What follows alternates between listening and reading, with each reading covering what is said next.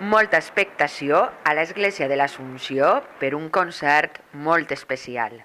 Poder inaugurar un any vicentí en un espectacle en esta dimensió no és més que per a fer-nos sentir-nos feliços com a llirians. El Requiem de Mozart és algo que passarà a la història també de la nostra ciutat, haver viscut una nit tan màgica, tan meravellosa, tan extraordinària. Un concert que ha comptat amb el suport de l'Agència Valenciana de Turisme. La Comunitat Valenciana i la ciutat de Llíria de manera especial són terra de músics i la música és una de les millors targetes de presentació que podem tindre la Comunitat Valenciana.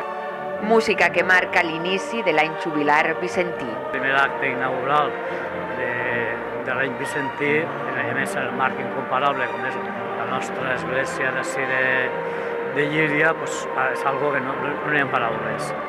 L'Orfeó Universitari, intèrprets solistes i músics de les dues societats edetanes, tot sota la batuta d'Álvaro Albiach. Aconseguir juntar una orquestra de músics professionals del poble de Llíria, juntant a persones de les dues societats musicals.